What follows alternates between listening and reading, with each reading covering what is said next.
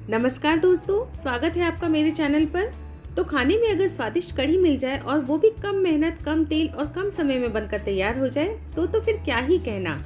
आज मैं आपके साथ में बेसन की सेव की कढ़ी बनाने का ऐसा अनोखा तरीका बताने जा रही हूँ जिसे देखकर आप भी हैरान रह जाएंगे, क्योंकि इस कढ़ी में हम सेव को तेल में तलेंगे नहीं बल्कि डायरेक्ट कढ़ी में ही छानेंगे। यानी कि बहुत ही कम तेल में यह पौष्टिक और स्वादिष्ट कढ़ी बनकर तैयार हो जाएगी। जी हाँ दोस्तों, ये छत्तीसगढ़ की प्रसिद्ध झारा कढ़ी है जिसे हम सीधे झारे से कढ़ी में ही सेव को छानेंगे। तो अंत तक जुड़े रहिएगा। चलिए बनाते हैं। तो दोस्तों, इस आसान सी कढ़ी को बनाने के लिए हमें सिर्फ दो ही बेसिक इंग्रेडिएंट की जरूरत पड़ेगी, बेसन और दही। तो यहाँ पर बेसन मैंने 1 कप लिया है और इस कप से मैंने मेजर कर लिया था। आप चाहे तो घर में जो भी कटोरी है उससे भी आप मेजर कर सकते हैं। तो 1 कप बेसन और 1.5 कप मैंने दही लिया है। तो दही ये घर का जमा हुआ है और दही अगर खट्टा होगा तो बहुत अच्छा रिजल्ट आएगा और कढ़ी बहुत अच्छी बनकर तैयार होगी। और इसी बेसन से हम सेव भी बनाएंगे और कढ़ी का घोल भी तैयार करेंगे। तो सबसे पहले यहाँ पर मैंने एक बोल में इस दही को डाल देना है और दही को बहुत अच्छे तरीके से फेंटना है।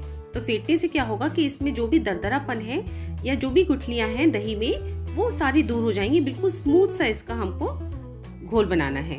तो लगभग 2 मिनट तक मैंने इसको बहुत अच्छे से फेंट लिया है, जिससे बिल्कुल बहुत अच्छा सा स्मूथ दही बनकर तैयार हो गया है।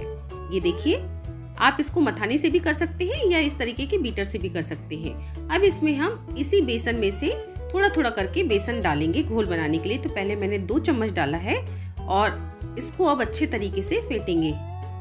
ये देखिए, इस तरीके से फेंटना है और तब तक फेंटना है जब तक कि इसमें कोई भी गुठली बच ना जाए। यानी कि बिल्कुल भी गुठलियां इसमें नहीं बचनी चाहिए। अब मैंने 1 चम्मच और इसमें बेसन डाल दिया है। तो इतना बेसन सफिशिएंट होगा हमें कढ़ी का घोल बनाने के लिए। और अब इसमें कुछ मसाले ऐड करेंगे। तो 1 चम्मच मैंने नमक, 1 चम्मच हल्दी, half teaspoon red chilli powder और लगभग 1 टीस्पून धनिया पाउडर डाला और इसको अच्छे तरीके से मिक्स करेंगे। ये देखिए, इसको मैंने बहुत अच्छे तरीके से फेंट लेना है ताकि सारे मसाले, बेसन और दही सब आपस में मिल जाएं। और इसमें 1/4 टीस्पून मैं हींग भी ऐड कर रही हूँ। आप चाहे तो स्किप कर सकते हैं, क्योंकि हम जब घोल को छोंकेंगे तब भी इसमें हींग डालेंगे ही, पर मैंने इसमें भी हींग डाल दी है। अब इसमें लगभग 2 से 3 ग्लास हम पानी डाल देंगे। तो ये देखिए, लगभग 2.5 ग्लास मैंने इसमें पानी डाल दिया है और अच्छे तरीके से इसको मिक्स कर देंगे। तो ये हमारा अभी बेसन का घोल बनकर तैयार हो चुका है। इस घोल को हम एक तरफ रखेंगे। हम देख लेंगे छोंकने के समय हम अगर पानी की जरूरत और पड़ेगी तो हम और डाल देंगे। अब ये जो बेसन बचा हुआ है इससे हम एक डो तैयार करेंगे जिससे कि हम सेव बनाएंगे। तो इसमें से अभी आधा बेसन मैं यूज कर रही हूँ, अगर जरूरत पड़ेगी तो हम और बेसन बाद में ले लेंगे। अब इसमें आधा टीस्पून नमक, हाफ टी स्पून हल्दी पाउडर और साथ ही साथ में half teaspoon red chilli powder add किया हमने और धनिया पाउडर भी इसमें 1 टीस्पून ऐड कर लेंगे। अब इसको अच्छे से मिक्स करेंगे सारे ड्राई इंग्रेडिएंट्स को और उसके बाद इसमें हम थोड़ा थोड़ा पानी डालते हुए इसका नरम सा आटा तैयार करेंगे। ये देखिए, इसको मैंने इस तरीके से थोड़ा थोड़ा पानी डालते हुए नरम सा आटा तैयार कर लेना है। तो ये देखिए, बहुत ही नरम आटा तैयार करना है, पर ध्यान रखिएगा इसका ना तो हमें घोल बनाना है ना ही रोटी जैसा कड़ा आटा तैयार करना है। मतलब इसके मुकाबले में रोटी का आटा भी कड़ा होता है, समझ लीजिए। ये देखिए, इस तरीके का पेस्ट हमें बना लेना है। और अब चलिए हम कढ़ी को छोंकने की प्रोसेस में चलते हैं। तो इसके लिए एक कढ़ाई में मैंने 2 टेबलस्पून ऑयल डाला और ऑयल के गर्म होते साथ ही इसमें आधा टीस्पून मेथी दाना डालेंगे। तो इसे जरूर डालिएगा, इससे बहुत अच्छा टेस्ट आता है। हाफ टी स्पून सरसों के दाने और हाफ टी स्पून जीरा डाला। जैसे ही ये थोड़े से तड़क जाएंगे, इसमें 2 साबुत लाल मिर्च हम डालेंगे। तो इन्हें मैं साबुत नहीं डाल रही हूँ, तोड़ के डालने वाली हूँ। और मिर्ची की क्वांटिटी आप अपने टेस्ट के अकॉर्डिंग कम ज्यादा कर सकते हैं। साथ ही साथ में इसमें करी पत्ता भी हम ऐड करेंगे, इसे भी जरूर डालिएगा, इससे बघार में बहुत अच्छा टेस्ट और कढ़ी में बहुत अच्छा टेस्ट आता है। साथ ही साथ में 1 बड़ा चम्मच मैंने किसा हुआ लहसुन डाला।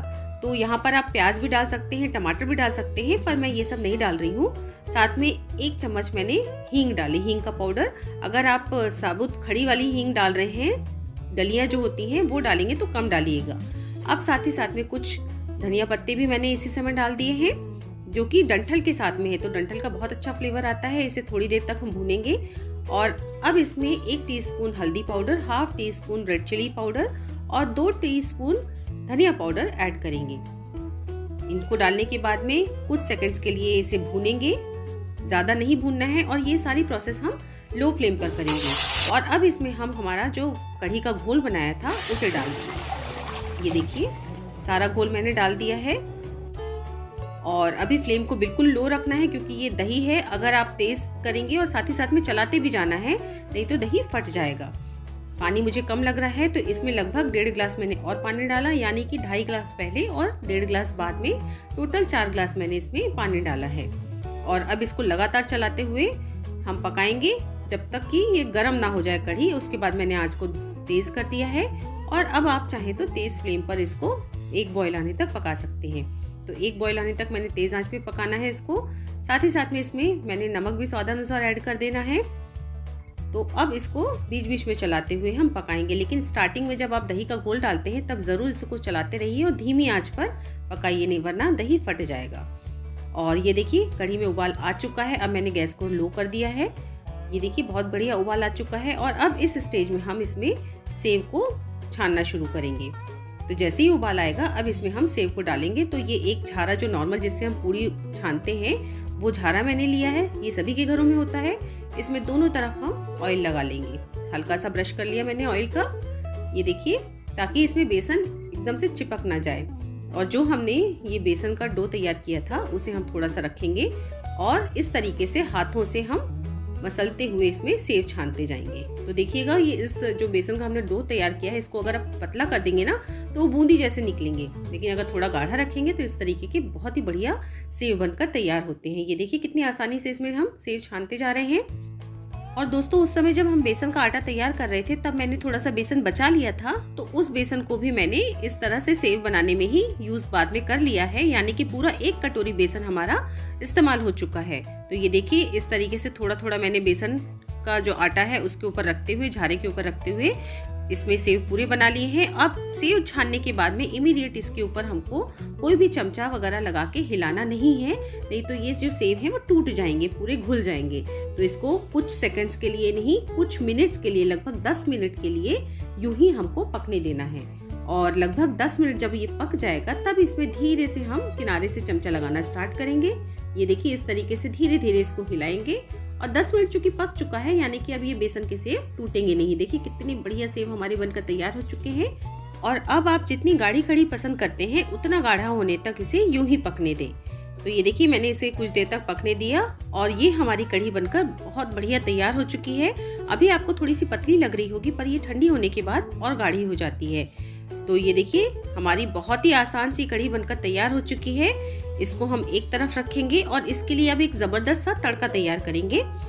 तो इसके लिए मैंने ये तड़का पैन चढ़ा लिया है लो फ्लेम पर। इसमें हमने ऑयल डालना है लगभग 1 टेबलस्पून और इसमें तड़के में हमने डालना है लगभग 3/4 चम्मच जीरा, साथ में 1/4 टीस्पून हींग और 3 से 4 साबुत लाल मिर्च आप डाल दीजिए। गैस को मैंने ऑफ कर दिया है। साथ में 1/4 टीस्पून रेड चिली पाउडर डाला। इससे ऊपर से डालिएगा, कढ़ी में बहुत ही बढ़िया टेस्ट आता है। जब आप सर्व करें तब इसे जरूर डालिएगा। कढ़ी आप पहले से बना के रख सकते हैं पर इसे सर्व करते समय ऊपर से ये बघार जरूर लगाइएगा। और इस कढ़ी को गर्मा गर्म चावल या रोटी के साथ में सर्व कीजिए।